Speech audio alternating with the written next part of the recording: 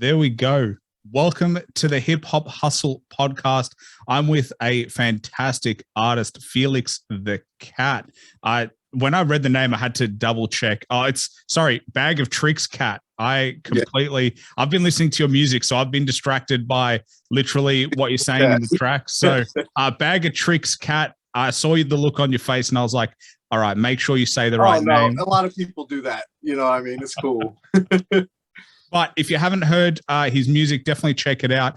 You're also an audio engineer, so you've been doing, a lot of work. You've hit the Billboard charts. So I feel like a lot of people that I speak to are getting, for some reason, not as recognized as, they're not big names in the game, despite the accolades they get in hip hop. But I've been listening to your track literally nonstop 100 years. I'm obsessed with that sample. Oh yeah, 100 years. It is amazing. And the cool thing as well is that it samples your grandmother as well, and then you've got that bit at the end with her. So if you haven't checked it out, please check it out. That's one of the things that I've been just literally, I reckon before I spoke to you, I've been listening to that nonstop for the last half an hour. It's just so catchy. Thank you, man. I appreciate it. Well, another track that I actually did want to discuss was Cease and Desist. Because okay, yeah. Right. So I'm diving straight in because I like, you get a bit of the story, but it obviously has to do with your grandmother, and she's, for anyone who doesn't know, a jazz musician as well. And you get a lot of musical talent from there. But tell me about that track. What was that inspired? Like, what inspired that song? Well, Cease and Desist was a response to the Felix Chevrolet dealership sending me a cease and desist on my album back in 2019. So I put out an album called Felix Chevrolet that paid homage to the dealership. It's an iconic car dealership in Los Angeles, and they have a big sign that has Felix the Cat on it, and it's Felix Chevrolet. It's been there for a very long time. And I actually went down to the dealership. I was at the Grammys in 2019. And so while I was there, I went down there because I really wanted to shoot a video at the dealership. And so I met up with the GM, and I showed him like my artwork for the album, which was me sitting on top of the Felix Chevrolet building, and you see the sign and stuff. It was all, drawn. I commissioned a really dope artist named Donji Designs to make the artwork. Anyway, I showed him the artwork. I told him, about my grandma and, everything that I do, and, the whole nine. And he just couldn't get over it. He thought it was so cool. Even some of the, associates that were there, he called them over and wanted them to meet me and stuff. And, I asked him, I said, so is it cool if I shoot a music video here? And he said, yeah, like, that's totally fine. Just as long as you pay for the insurance in case there's for liability. I said, okay, that's fine. So I left. I looked into the insurance, and it was like outrageous, to cover me for a day at the dealership. It was several $1,000s just for the insurance. So something that I couldn't do. So I passed on doing the video there. But online, on Instagram and Facebook, I would tag the dealership and, check in there with like a geotag and stuff. And they would, always support it. They would comment on it, send me little flame emojis and, all that leading up to the release. And it came out, everything was great. And then it charted. And then a couple weeks later, I hop on my Instagram, and the GM is DMing me saying, I told you couldn't use that cover art, yada, yada, yada. And you need to cease and desist and take down this whole album and stuff. And, which totally like was out of the blue, because when I was there, like, he was all into it. And, throughout the entire campaign leading up to the album, they were really supportive online.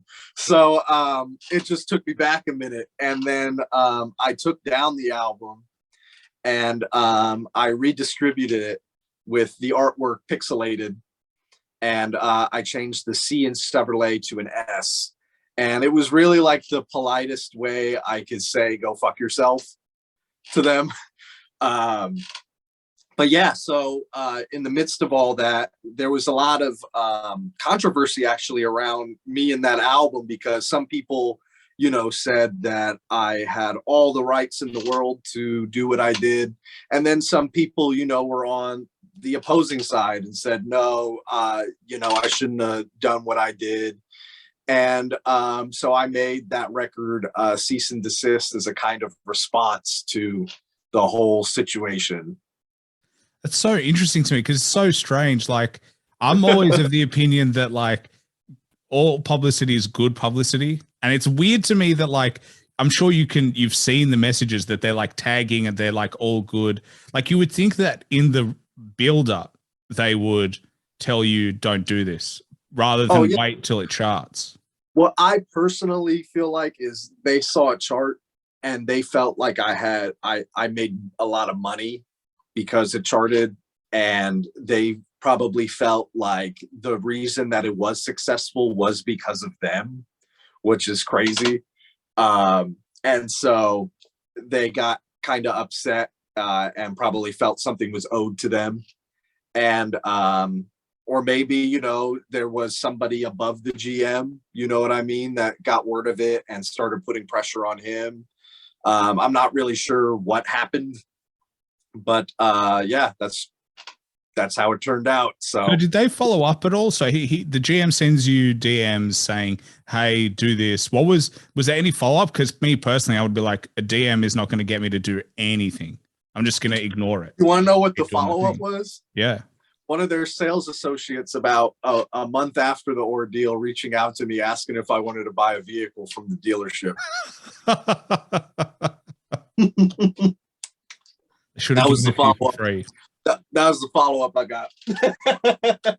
So did they not like actually? So there was no court order or anything like that. It was literally no. There was so I wanted to avoid. I wanted to avoid anything like that. You know what I mean? So I just did the cease and desist, and you know, it really ended up being a really bad look for them because you know, in Phoenix, at least where I'm from, you know, the Phoenix New Times and the Arizona Republic and a lot of like the news media out here picked it up. And it just wasn't a good look for them that they're, you know, essentially just picking on the grandson of the woman who sang the song that made the cat famous in the first place. You know what I mean? So it's it just wasn't a good look for them. And the public opinion of the people who know that story generally sways to, you know, the people at Felix Chevrolet are assholes. And, you know, it is what it is. And I didn't even really rally like my fans or anybody online to be like, you know, let's attack them and yada, yada, yada. But I kept getting, even to this day, I get tagged like in people like going to the dealership and flipping them off, and people leaving bad reviews and sending them hate messages and stuff. And I'm like, yo, like I'm happy to see you're passionate about it, but I don't really care, you know, at least anymore. Yeah, well, because that was like 2 years ago, right? Yeah, that was in 2019. Okay, so it's interesting. I feel like fans, like once they pick up a story or they pick up like they're like, I'm going to run with this forever, and they never let you. They hold a grudge. Yeah, my fans have held a grudge against the Felix Chevrolet dealership. So let me ask you this: would you take a car for free? Yeah, I'd take a car for free. Well, Felix Chevrolet, step up. You were step up. Move at the beginning. Now, get him a free car. Yeah, get me a free Chevy. Yeah.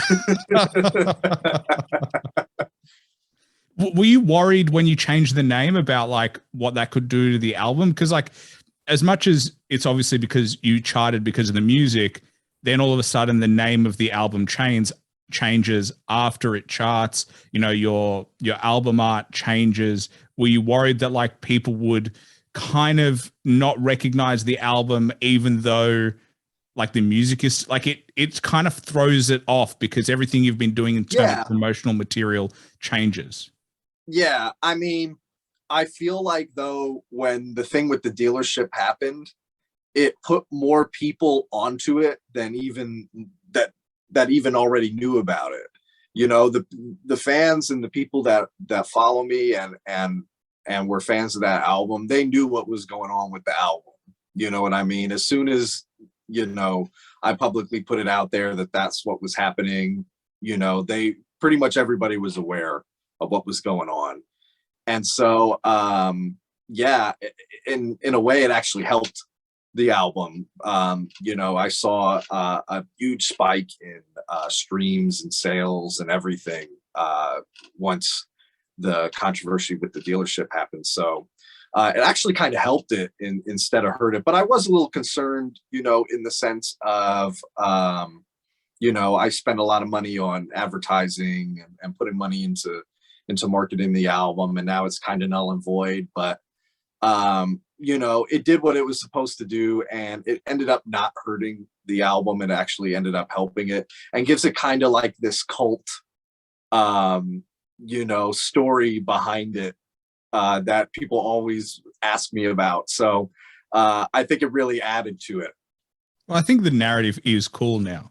Like it adds just another layer of like, I think people jump on interesting parts, especially in hip hop, is like a bit of controversy never goes astray in hip hop. Like they just like, even I'm like that. If there's a beef or if there's like any sort of back and forth, everyone jumps on that shit straight away. Oh, 100%. 100%. And, it's cool. Like my two biggest beefs have been with a car dealership and a radio station. So so what was the radio station beef? Now I'm interested in this, but it is interesting that you're fighting with like companies rather than like individuals. It's more interesting. So I mean the beef with the radio station and stuff was Power 98 is, and has been for a long time, like the biggest hip hop station in the state of Arizona, which is where I'm from. And a big gripe that my partner, Justice, he runs a company called Respect the Underground. We had a gripe because they didn't fully support the local hip hop scene. And they had like a specialty show, like, 2 hours a week on Sunday nights where, they don't even have to report to BDS about what they're playing, where they would play like some local records and stuff, but no records, other than a very few exceptions, got actual like weekly and daily radio rotation. And so, me and my business partner just actually called them out on it. And we just said, Power doesn't care about Arizona hip hop or artists that are from here. And that sparked a whole big controversy when we did that. And so how did you call them out? What? So how did you call them out? Like, was it just on social media or what did you do? We made a billboard that says Power doesn't care about Arizona hip hop, and we put it up and took a picture of it and posted it online. Okay, so not exactly the smallest fuck you, but it was pretty big.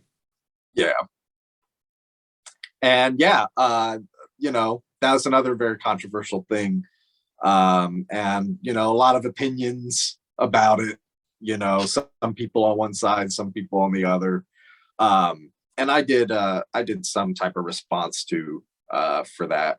But yeah, I mean, things are good with Power now. It was kind of squashed it. You know what I mean? They just played one of my new records on there a few weeks back. So, everything's cool now, but there definitely was some tension. I think it was in 2018. There definitely was some tension there. Did they respond at all? Like, obviously it's cool now. Oh, but yeah. What was their response? Oh, yeah. The program director, the program director at the time responded. And then the program director from the past had actually made a statement. And it just made it worse because he said, yes, we do not care about Arizona hip hop. We care about selling ads, and we need records that have lots of listenership already. So no, we don't care. And it just further like dug the hole even deeper. So yeah, it was fun times. It's an interesting way to fight that beef where it's like, no, he's right. And that's like, you know what I mean? Yeah. So yeah, no, strange. Right. We don't care. Yeah, you're right. We don't actually care. Put that billboard back up. It's accurate. Yeah. So Good times, good times. I actually feel like radio stations struggle with that because like it is a business and obviously their business is based on ads, not on Oh, yeah. actually playing music. So it's like, I reckon like even here in Australia, we have that a lot. Like they play Australian music, but they don't play Australian hip hop. And they don't really play much hip hop in Australia anyway on the radio.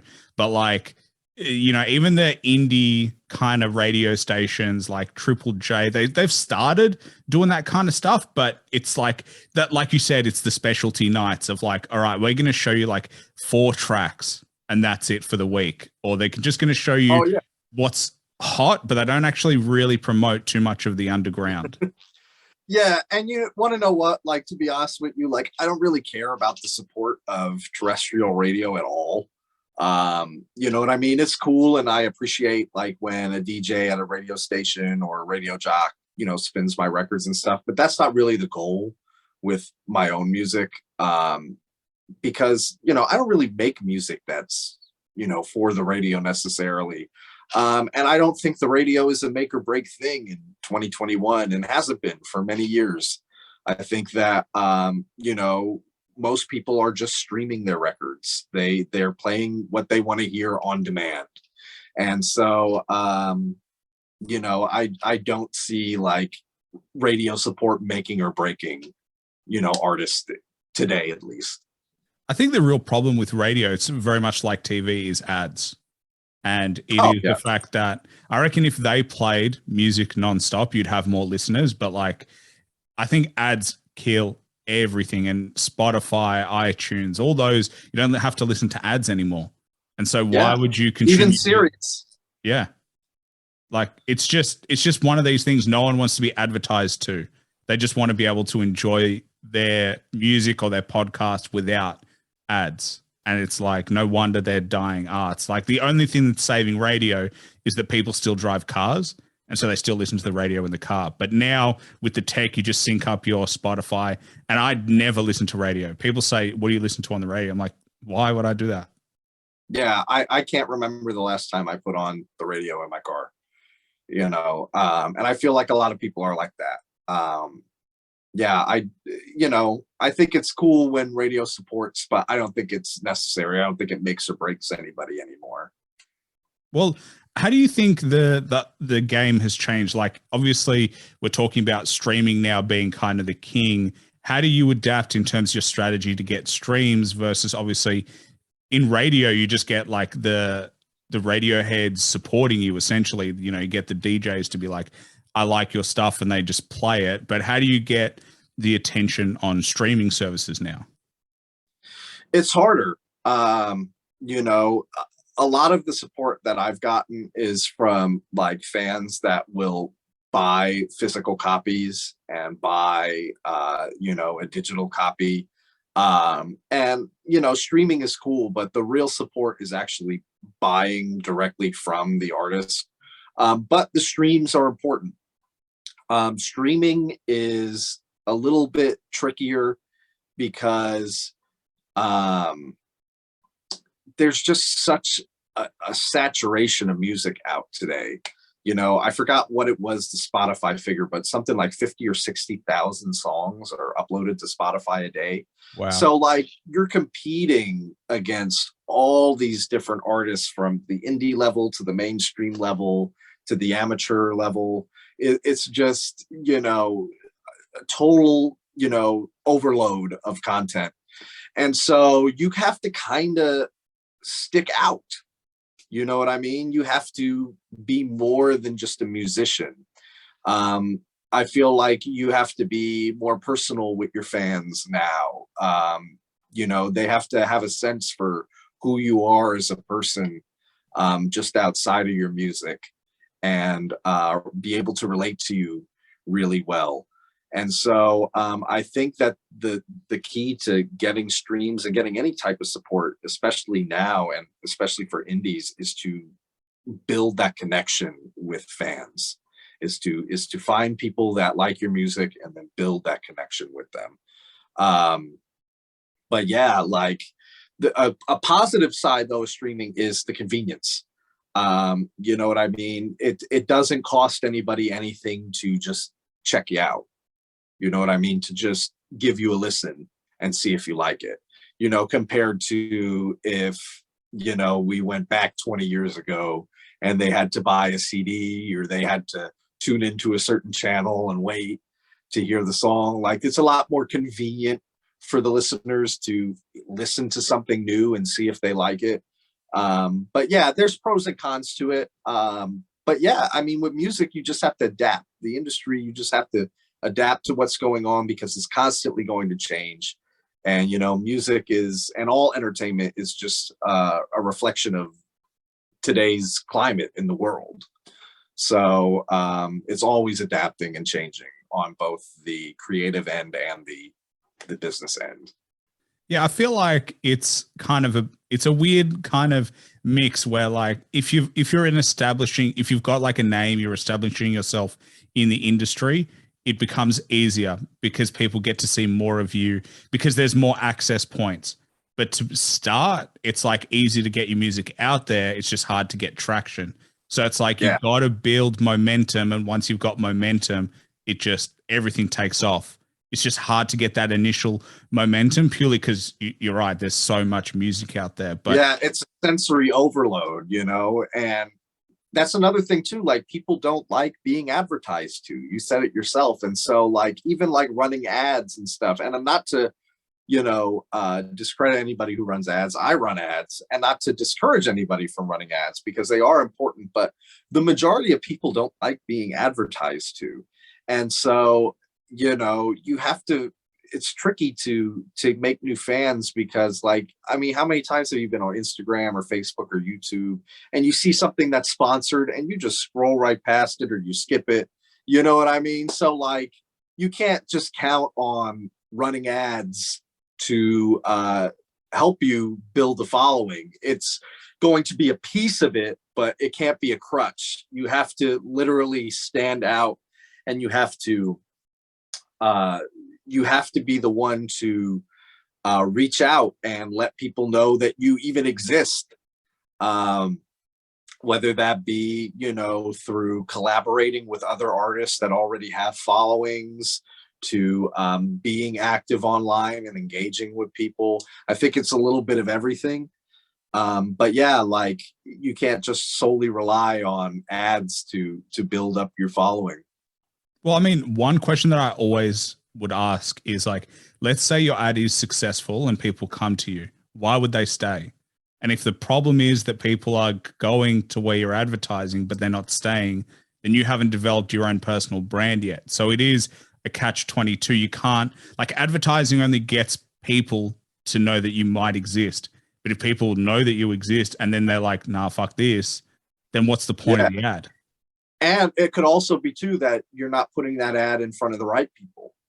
You know what I mean? Maybe there's nothing wrong with the brand or the product, but you're putting it in front of the people that don't appreciate it and don't want to follow it. And you're not reaching the audience that you need to reach. So, like, it's hard to navigate through because, you know what I mean? You can look at it either way. You can say, oh, like, maybe my stuff isn't where it needs to be, and that's why it's not working out. Or it could be my stuff is where it needs to be, but I'm not putting it in front of the right people. And so you kind of have to figure it out and navigate on your own to just build that following up and to build up hype and excitement around your releases.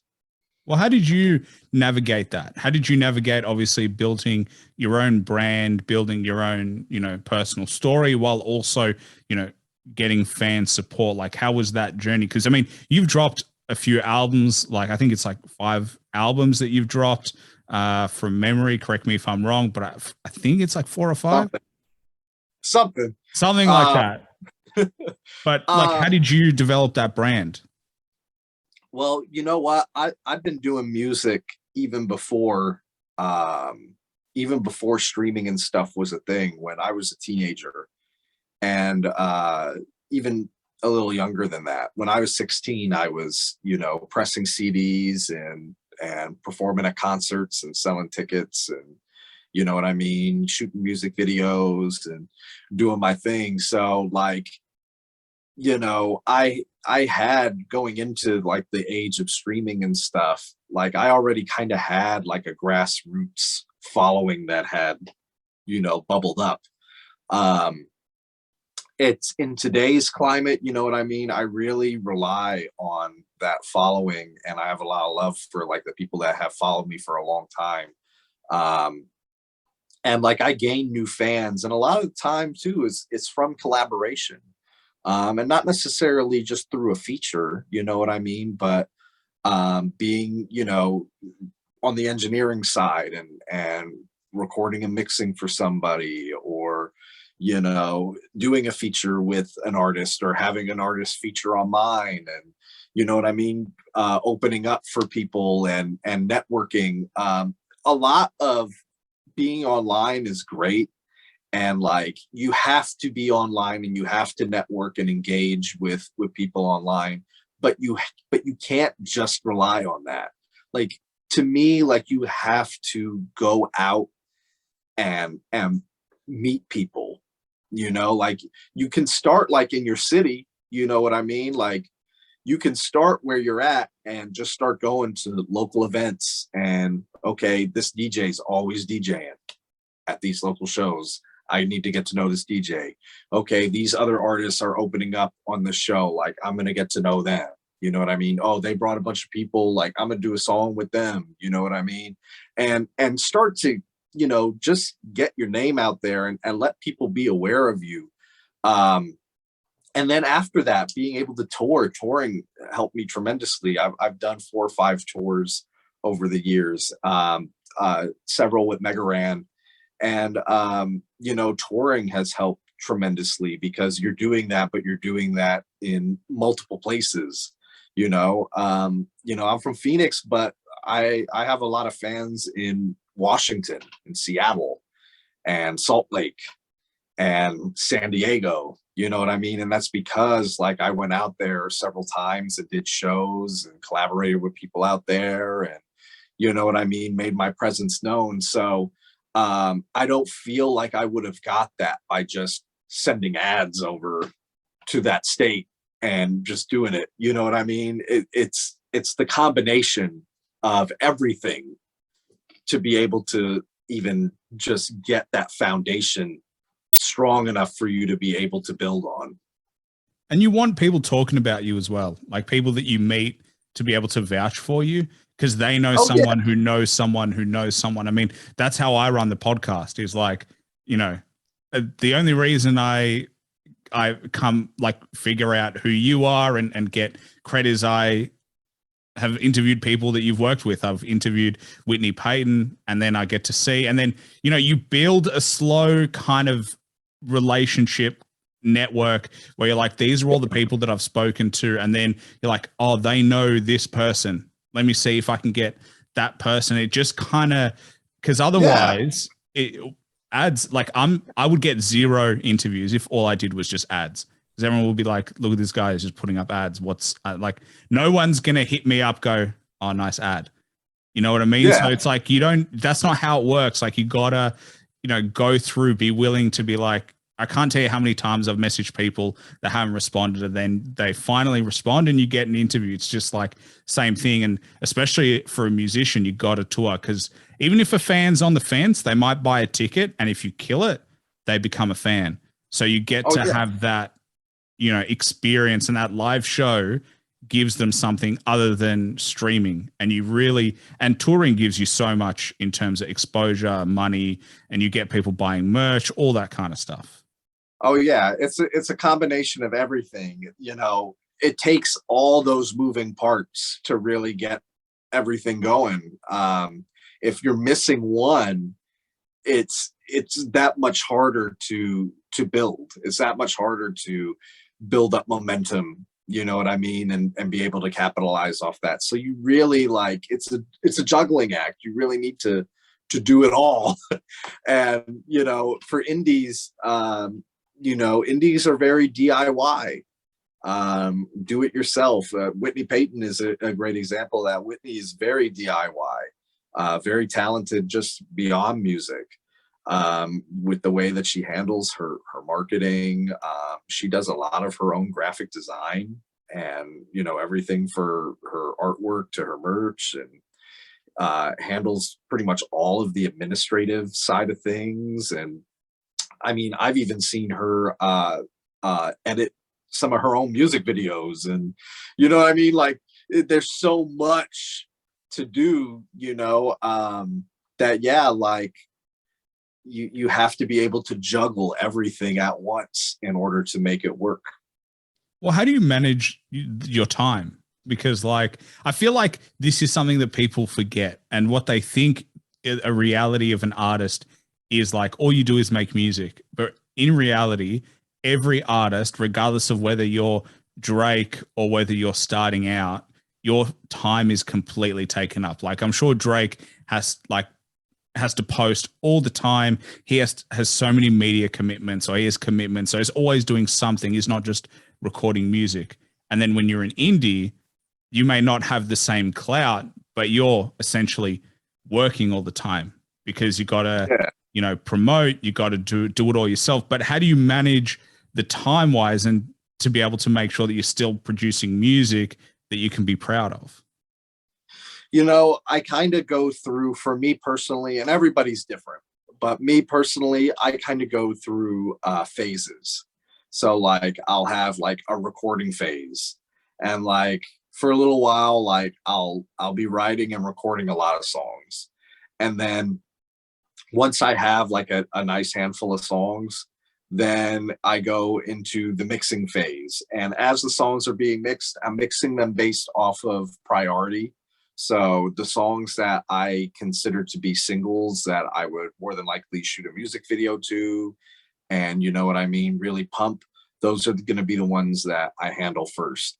And then I start arranging, like, you know, getting a music video together, and you know, getting all that lined up, figuring out a timeline for my campaign of when things are going to come out. And, you know, if I'm going to run ads and stuff, figuring out what my budget's going to be, and doing all that. And then there's the time of executing it all, and, you know what I mean, doing on a run. And as the execution is happening, I'm shifting back into like writing and recording at the same time. So it kind of like is a cycle, you know. I don't just make songs and then put them out. It would be really difficult to keep up with. I always have a handful of records that are ready to go. And, you know, I release them based off of where I'm at in my cycle and what my goals are. So that's kind of how I handle it, but everybody's a little different.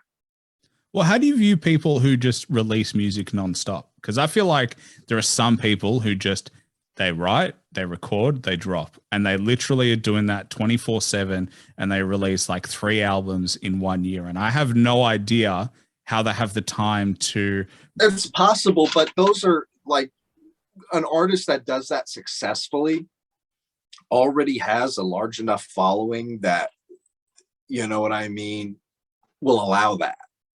So like somebody that's, you know, more indie and is still building, like it would, number one, you're not giving the records enough time to build up momentum.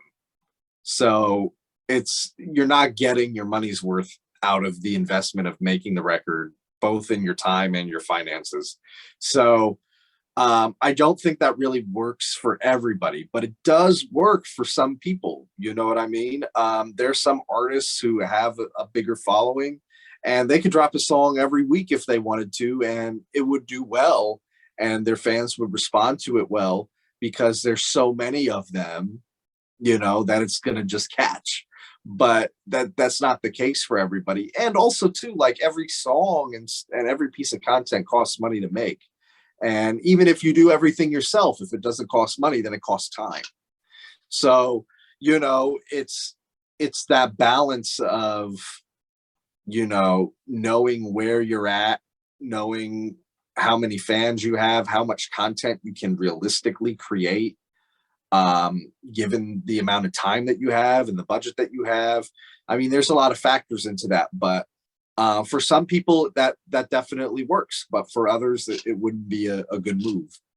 I always have the question though of like, if you have enough content to be able to do it, but your album isn't the best, I'm like, don't release 3 albums, release 1 and make sure it's all fire.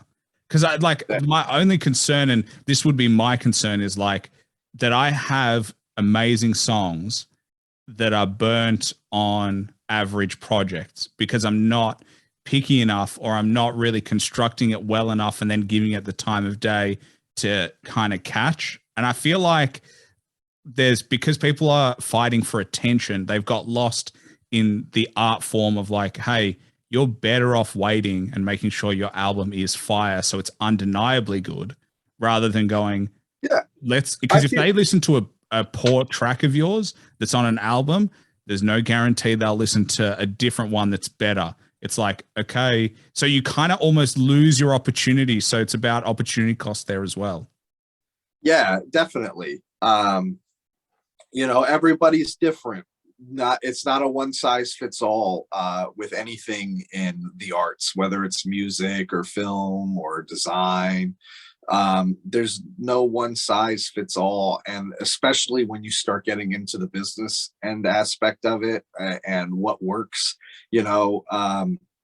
Somebody may put a lot of time into their YouTube and they may blow up off of it, and then somebody else may do the same thing and it just doesn't work for them, but maybe they put a lot of time into their Instagram or something and that's what caused them to blow up. Or somebody didn't do either, they put a lot of time into their merch and their clothing blew up and that made their music blow up. So not everything is going to work for everybody, but it's going to work for somebody. So if putting out a lot of songs is working for an artist, then they should just keep putting out a lot of songs because their fans are responding to them and they keep listening to what they keep putting out. But if you're putting out a lot of songs and your fans aren't responding to them, people aren't really digging them, you're seeing numbers steadily decline or not even increase, just kind of staying the same, then it's time to figure out something else that, is going to be more successful. I think the main message is don't be scared to adapt. And I think people, rather than they're scared to do something different because they're like, oh, but my fans are expecting me to do this because I told them I would. Where in reality, your job is to make sure you get better. So if you get better and just do something else, your fans will appreciate that. I feel like that's more where you got to find your lane rather than being like, I have an idea, it doesn't work, and I still do it. Like it's just, what do you think is going to happen? It's not going to take, like you've been doing it for 2 years already and it's just not working for you. So let's focus on something else. Or maybe you need to focus on, the visuals, or you need to focus on production. But I mean, for you, the good thing is that you've got not only yourself as an artist, but you're also an engineer. So you've got both avenues of like the music industry. Yeah. And, I have a lot of fun in the studio. A lot of people ask me if I prefer one over the other. And honestly, like, I can't say that I do. I used to feel like I preferred like making the songs and stuff more than the engineering aspect of it. But as the years have gone by, I realized that I just enjoy the process. I just enjoy being in the studio and just enjoy the process of making a record. And so it doesn't really matter what end I'm on. But I can tell you, I don't like doing them at the same time. When I'm the artist and stuff and I'm making the songs, then I'm not worried at all about the engineering aspect, because I want all of my attention and focus to be on, my performance for the song, and not worrying about my gain staging and compression and you know what I mean? I don't want to have to worry about any of that. So I keep them separate for myself, but I do enjoy them both a lot. So when did you start to do engineering? Was that later on, or like how did that come about? I mean, So again, like I come from, a time in music where DIY had just started being a thing. When I was a teenager, they really first started releasing like commercial, like cheap interfaces, that you could buy for, just a home studio and not break the bank. So I had a buddy in high school who had a Mac. He had a little M-Box interface and a cheap microphone. He started recording me. And even before that, I was recording myself. I was recording myself on Audacity, like with a USB mic and stuff. And then out of high school, I went to college. I didn't graduate, but I went to college and I took the music classes, the audio classes there. And yeah, I really got into it. And at that point, I started getting more comfortable in the seat of the engineer. And my cousin at the time, my big cousin Brian, he had just quit his job and he was doing full-time engineering. He turned his garage into a studio at that time. And so I was spending a lot of time with him and recording my stuff there. And yeah, in 2016, we ended up getting the commercial building that we're in. And we built 2 rooms. And since 2017, I've been open to, other artists and working a lot with other artists in the studio. That's so cool. Like, because whenever I hear these stories, it's like you forget that people start at home, that everyone's first studio is at home. Like I'm doing this at home. So like it, and then, you look at all these big companies and where they started is like literally like 2 guys, a desk in a garage. And then you see the journey. It's like, for me personally, it's like always so inspiring because you're like, it's about the journey. It's don't look at like the end because you got to get there somehow. It's not like they click their fingers and they have massive corporate offices. Yeah, I mean, it's easy to get discouraged, and you kind of have to be a psycho and just keep going. There's no other way. Like when it seems like everything is going wrong and like there's no progress and stuff, you have to just keep going and figure it out. And if you stop, like every time you stop, you don't pick back up where you left off. You start again from the top. You know what I mean? So like it's important to just keep going, like no matter what. And like it's cool. Like I'm 28 years old and like I have this recording studio and like I don't feel like I'm famous or I don't have a huge ego or anything, but like I've done like some cool stuff, but that wouldn't have happened if I didn't continuously keep doing this nonstop every day since I was 16. You know what I mean? So like, yeah, it's work and it's being able to say, okay, like this didn't work out. I failed at doing this. Like, what can I do now to not fail at this? What can I do I'm not making money. What can I do to make money? Okay, like it's not turning out the way I like it. How can I, make it sound good? How can I make it look good? You just have to figure it out.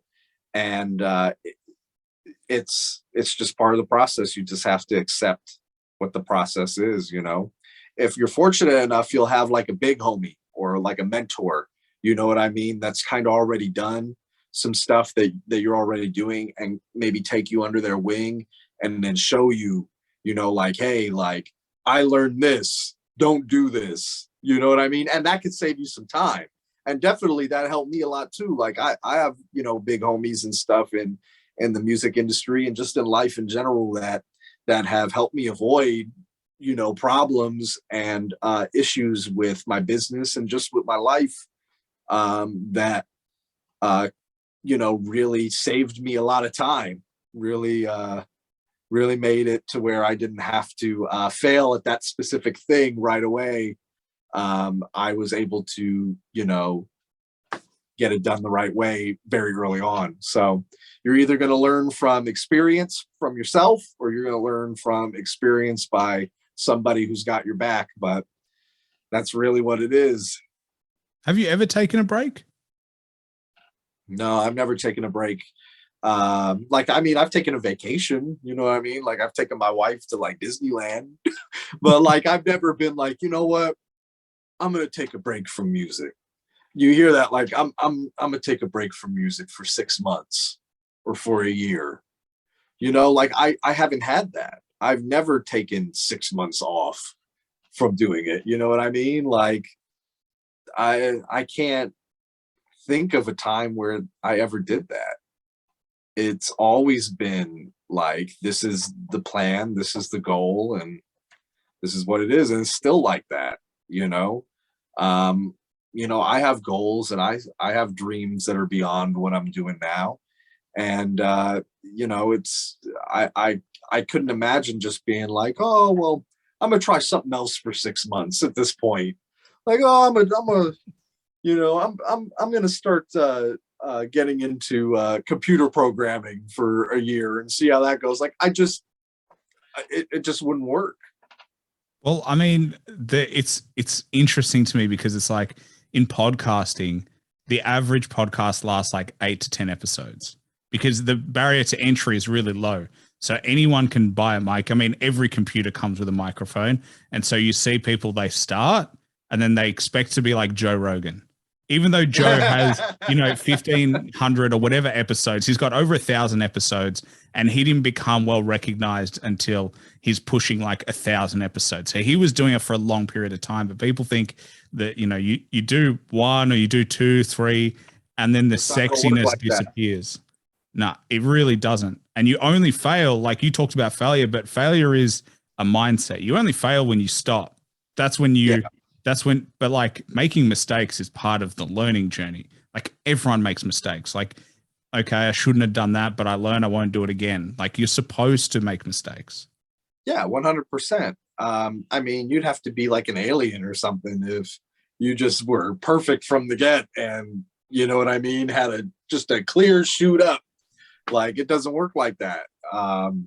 You know, we're prone to making mistakes, and you know, the smart ones and the passionate ones will, you know, stay and continue, you know, and if it's not meant for them to do, then they'll stop.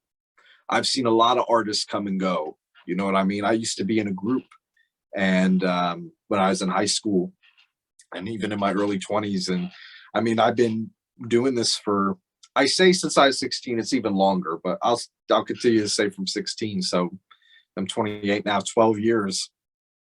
I've seen a lot of people come and go, you know, a lot of people who, you know, thought they were really passionate about it, but then, you know, something in life happens and it stops them and they end up taking that 2-year break. You know what I mean? And it's just never the same. You really just got to keep going. Yeah. And I feel like those, like I reckon there are people who are so talented that you just see they don't make it. They have potential, but something stops all them. The time. All the time. It's more often than you think. It takes more than talent. You know, there's a lot of things that a person needs to have. Talent is one of them, you know, and not necessarily talent like, oh, you can sing really good or you can rap really good, because there's people who can't do either really good, but they know how to entertain. You know what I mean? Like somebody like Tekashi 6ix9ine. Like Tekashi 6ix9ine isn't a good rapper at all, but he's an entertainer. I'll tell you what, his voice drives me crazy. He doesn't even have a nice voice. I'm not a fan, but he's talented in the sense of he keeps people entertained. People want to see what his antics are, you know what I mean? And things like that. So like, number one, you need talent, whether it's singing, rapping, entertaining, artwork, something. You need to have the talent. Then you need the passion and the drive to continue going. even when things seem terrible and things aren't working out, you need that passion and that drive to say, you know, despite me losing money, despite people not believing in me, despite, you know, me not having the support that I think I should have, I'm just going to keep going. And, you know, if you don't have both of those, then it's not going to work. I also feel too, like you need to have some sense. You need to have a realistic, you need to be realistic, but not realistic at the same time. It's weird. Like you need to be able to be like, okay, I am going to be the biggest for you, like I'm going to be the biggest podcast of all time. You know what I mean? And have a huge inspiration, you know, but at the same time, be realistic and say, it's not going to happen tomorrow. It's not going to happen next week. You know what I mean? Like, so you have to be realistic, but also not realistic at the same time. I always say, like, when I meet people and then they find out I do a podcast, but they're not really into hip hop and they're like, oh, who do you interview? Anyone I would know? And I'm like, if you don't like hip hop and you've never heard of me, you probably don't know most of the guests I've ever interviewed. Like, you know, if I haven't interviewed Eminem and you don't, and that's all you know in hip hop, guaranteed you haven't heard of me. So it's like, and then I mention a couple of names and they're like, yeah, I don't know who they are. And I'm like, well, who did you think I got? Like Snoop Dogg, 50 Cent. Like, and so it's like, it makes me laugh so much because it's like, I appreciate the interest, but like, I know this I've had that conversation so many times and it's like, but then people who are into it, they're like, oh, you've interviewed some cool people. I'm like, yeah. But like, you know, it's like a progression. It's not like you're going to book Dr. Dre or you're going to book Nicki Minaj. Like it's a progression and you have to learn your craft. Step by step. It's step by step. Well, you mentioned your goals. What are your eventual goals? Because obviously, you know, you've been in the industry for a long time, but what are you really working towards? I mean, two of the big things that I really want and that I'm working towards, and it doesn't have to be my own music, just even something that I engineered, but I really want a gold record, a gold or platinum record, and I want a Grammy nomination. Like those are like what I really would like. And then like, you know, I have lots and lots of goals for the studio. You know what I mean? I'm constantly like buying gear and stuff for the studio. I just bought a microphone today. You know what I mean? So like I have goals as far as that goes and continuing to build that up. My own music, I mean, continue to build my foundation. So, you know, I have a strong foundation. I want to just continue to make new fans and collaborate with artists that I really enjoy and just keep doing what I'm doing, but better. Those are really what my goals are at this point in my life. And I mean, goals. I think that they're definitely achievable goals and they're like good goals to have. Like they're specific and they can within reach. But do you think you'd stop? I feel like you'd be one of these people, regardless of what goal you set, you achieve it. It's time for the next goal. So you get your gold or platinum and then you're like, let's get another one or let's get 5. And you just keep developing like that. It's like, oh, we went platinum. All right. I want a diamond record now. You know what I mean? That's selling 10 million. So like, yeah, like it's a gift and a curse because like you're never satisfied, you know, but I'm just addicted to the grind of it. I'm addicted to just the lifestyle of this and the hustle and everything. Like I can't imagine like doing anything else. And don't get me wrong, like there's been times, and I feel like with anybody, there's times where I've said like, man, maybe I should quit. Maybe this isn't working out for me. You know what I mean? Maybe I'd be better off doing something else. And then like reality sets in and it's like, okay, you want to do something else. Well, you know, all of your work experience is with this. You don't really have any experience doing anything else. So what the hell are you going to do? You know, and you kind of snap out of it. And then like, you know, something good, whenever like you feel that way, like something good is coming.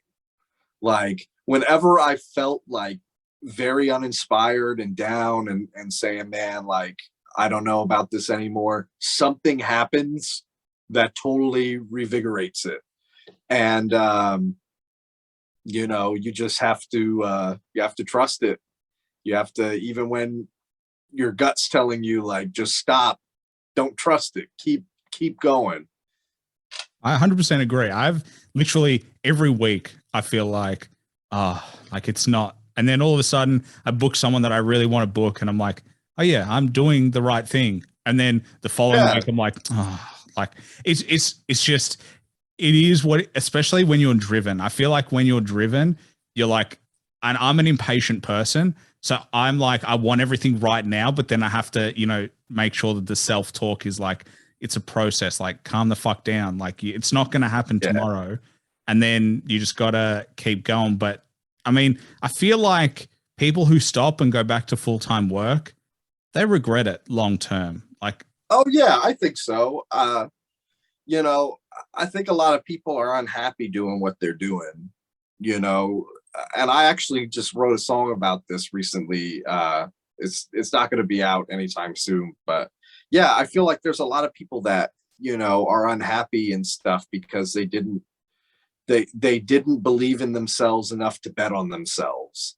And you have to believe in yourself enough to be able to bet on yourself. Like you have to be able to bet your livelihood on yourself, you know? And I mean, people will say like, oh, you know, you could go a safer route, but what's a safe route? You know, like you could work for somebody and then, you know, one day they just lay you off. Like the company's not making enough money and they're doing a layoff and you got to go. There goes all your benefits. There goes your income. And now you're figuring out what you got to do again. So like, it may not even work out that way. Doing something that you don't want to do, it may not work out. So you might as well. Mind numbing. It's mind numbing. Like even if none of that happens, it crushes your soul. It really does. Oh, yeah. Like, you know, I still have a full-time job because you still need to pay bills. But like I always say, my long-term dream is to do this full-time and not have to have a full-time role. Because what I hate more than anything is other people decide when you're ready to try something new or when you're ready to move up or when you're like, hey, can I work from home? And they're like, no, you got to come in. It's like, why? It just is so annoying. And then, you know, office politics and like, yes, there are politics in the industry, but like at least it's an industry. There's politics no matter what you do. There's politics no matter what you do. You know what I mean? People who say, oh, there's too much politics in the music industry are full of shit because there's politics if you work over at Olive Garden. You know what I mean? So like, it doesn't matter. There's going to be politics and no matter what you do.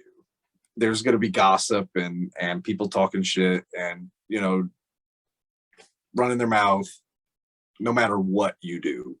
So yeah, man, you might as well just do what you enjoy doing.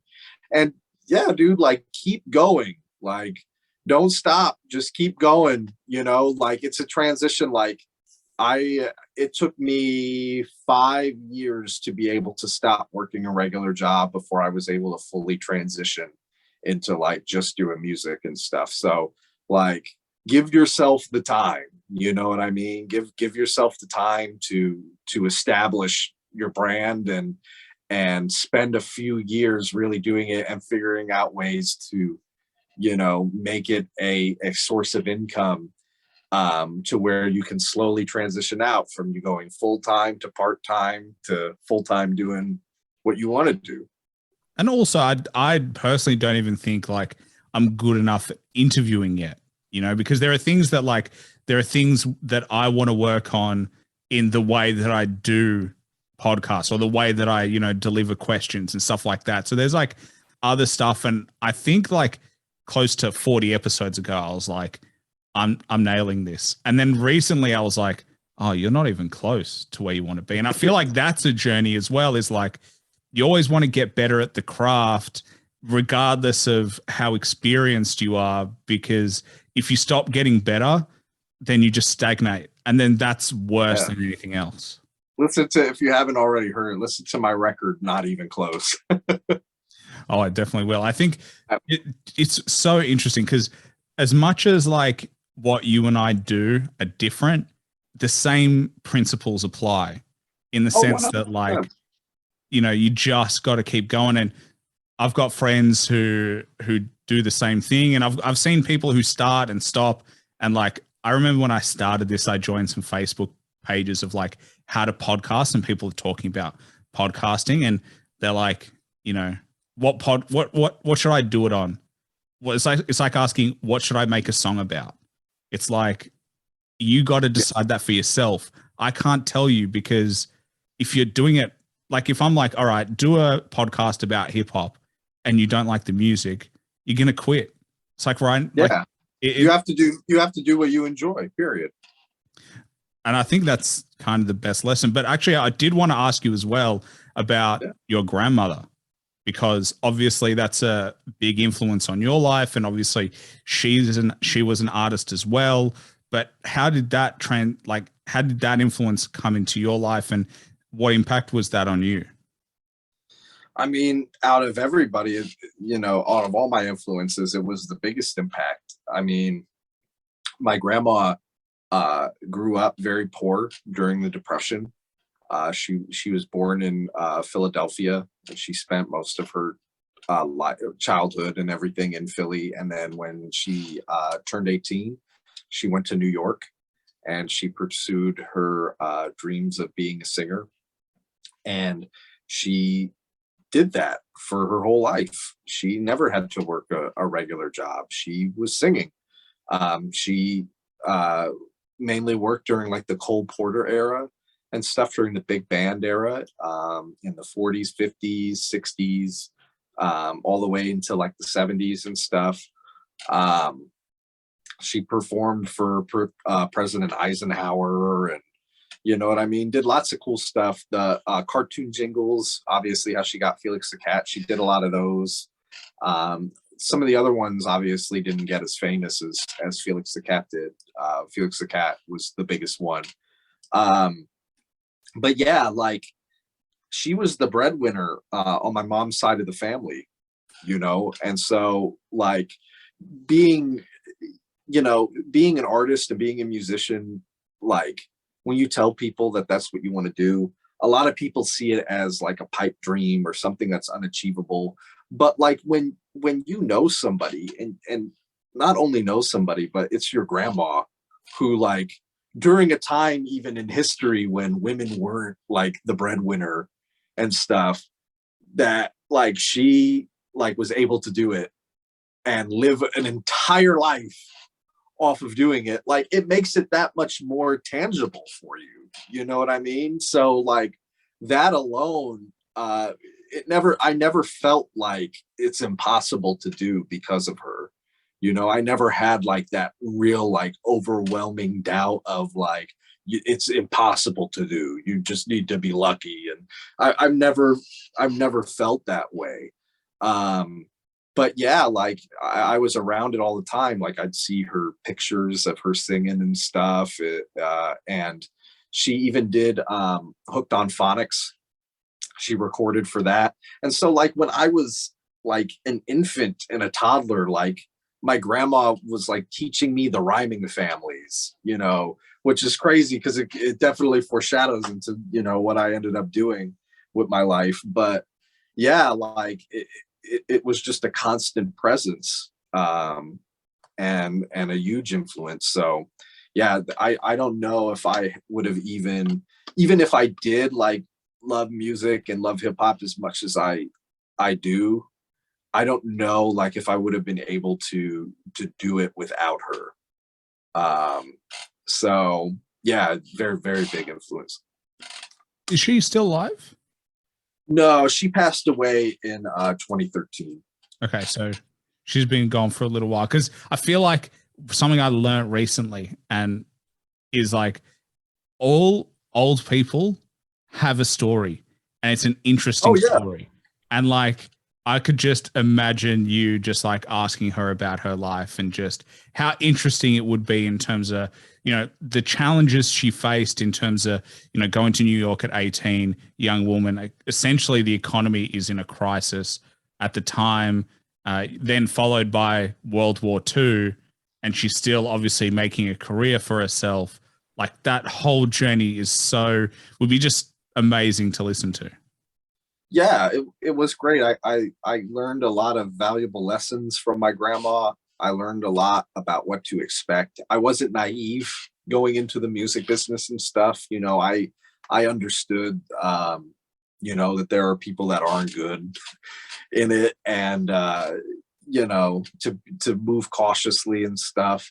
And yeah, I learned a lot of great lessons from her. I got to hear a lot of great stories and was able to see an example of somebody in my life that was able to do what they love doing. So yeah, it's great. And then my dad, he ended up not sticking with it, but my dad in the 80s, he worked for Polygram Records, which was a bigger label back in the day. They did like the Bee Gees and Staying Alive. That was a big record that my dad helped promote and stuff. So like, he worked in the record business for a little while. And then my cousin, obviously ended up getting into engineering and stuff. So literally like every generation of my family from my grandma on has done something in entertainment and music at one point in time. So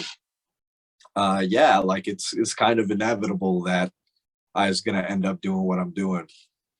I think it's always so cool because it just, like you said, it shows you that it's possible, that it's not a fantasy. And you see it like so often with actors and their kids become actors, like Will Smith and his children. They're in the entertainment industry, and you see it with music as well. And it's just like, as soon as people see the path, they're like, oh, this is way better than doing the traditional shit. Like it just 100%. is. And like, I feel like now more than ever, and I had this conversation with like my brother the other day, and I feel like now more than ever, people are like, I don't see myself working at a company for the rest of my life. I see myself working there to like make my way for now. And then when I'm ready, or when I've got enough, cash behind me, I'm going to start my own thing, whether it's their own business or it's run a cafe or it's, whatever it might be. It doesn't have to be in entertainment, but I feel like these days, everybody's got a dream. Everybody's got a dream, and everybody wants more than what they have right now, and some are going to work harder towards it than others, and those will be the ones that actually get to see it through. Unfortunately, not everybody's going to be able to live out their dreams for one reason or another, but the majority of the time it's going to be because of overwhelming self-doubt, other people doubting you, and it influencing you enough to doubt yourself, or just not working hard enough and not foreseeing the the workload and the level of expectations that you need to put out there. And also like one extra bad break. Like I feel like there are some, like, there's always a breaking point where something goes wrong and then something else goes wrong, and then they can't bounce back after, third, fourth, fifth, or even the first one. It just, you gotta bounce back though, man. You gotta bounce back. I mean, in 2020, like my before even COVID hit, the third day of the year, so January 3rd, I came to the studio. The whole studio had flooded. A pipe burst in the bathroom wall, so the whole studio was flooded. Then 3 weeks later, on my birthday, my dad had a stroke. Then after that, finally, after insurance comes and we get the studio fixed and everything, it's March, I'm able to come up and running. Then COVID happens. You know what I mean? You can't allow outside forces stop you. You have to, you can't allow something like that to break you. a lot of people will just fold, you know, when things become difficult or inconvenient, you know what I mean? But you have to be able to push past it. Well, I mean, Elon Musk said he almost went broke trying to make Tesla happen. Like Yeah. he was literally, he gambled.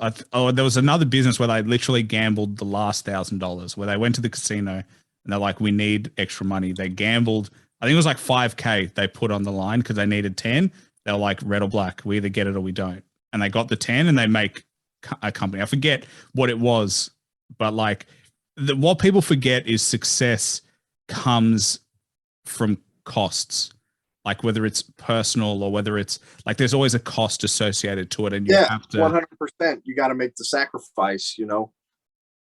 Well, how is your father, by the way? How is your dad? How is your father, by the way? He's good. Yeah, he's good. He a few months after that, he was able to walk again and stuff, and he had no real lasting problems from the stroke and stuff. So the best case scenario ended up happening, thankfully. But I mean, it's a very stressful time, you know, especially with COVID and stuff, and the business taking a hit like that. So, I mean, it's always going to be something. There's always going to be something in the way. And, you know, after a while, you may get jaded, and the thing in the way may become the excuse. And so you really got to just keep going. Well, I love that. And obviously, and it was on your birthday, which doesn't make it any better at all. Yeah. Like, because you're riding an emotional high and then all of a sudden it's the lower of lows. Yeah. Tough times, but we're here. We made it. We're back. You know, almost 2022. So I can't believe it. I'll be 29 in January. So. Oh, when's your birthday? I'll be 28 in January. January 22nd. Okay, January 5th. It would be so weird if it was the same day. Yeah, my cousin's birthday's on the 8th. So yeah, all very close. There we go. Well, it's a time to celebrate, I think. And well, man, I only have one more question for you. Yeah. This is probably going to be the hardest question I ask. It's the only question that I plan. So let's hope it's good. But if you had to recommend one album that everybody should listen to at least once to get an appreciation of, what would it be? It can't be obviously your music, and it can be any genre as well.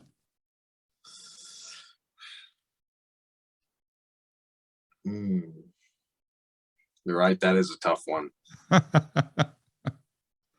why I like being in my chair, because I get to ask it and I don't have to. You just get to watch them squirm. One album, any genre. You know, I'm gonna have to go with Thriller. Thriller by Michael Jackson, because Thriller changed the music industry. It changed what pop music was, and it set the bar incredibly, incredibly high for everybody. No one will ever do it ever again. No one's ever going to sell 100 million records off one album ever again. If you listen to it, it sounds like a greatest hits.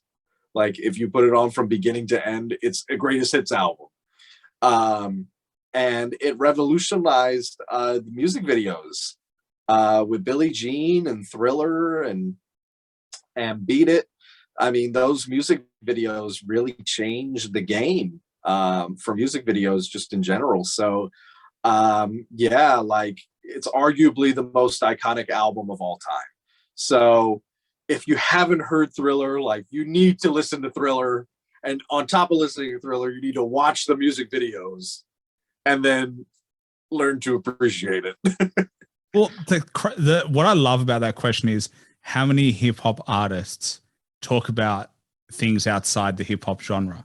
Like it astounds me the breadth in which like hip hop artists listen to other music and be like, I will take that from that genre and that genre. Like it's just awesome to me. And I always love the interesting answers. And yeah, Michael Jackson is not my favorite artist, but like I remember growing up and like literally every time at school it was always playing. Like all the teachers love it. Like it is just iconic in the music industry. Oh yeah, I mean it was lightning in a bottle, you know, and you're never going to see it happen ever again. So from every aspect of it, I mean it's really just a perfect album, and it had a perfect rollout, it had perfect marketing. Like I have nothing bad to say about Thriller. So yeah, if you could listen to one album of any genre and appreciate it from top to bottom, everything about it, it's got to be Thriller. Well, there you go. I love that answer. And I think maybe someone else might have mentioned Michael Jackson, but you get the double approval. So if you haven't checked it out, make sure you check it out. I would be surprised, unless you're like really young, if you don't know who Michael Jackson is.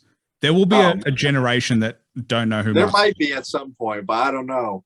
If it wasn't Michael Jackson, though, then it would probably be like one of the Beatles albums. It would probably be like Revolver or Abbey Road.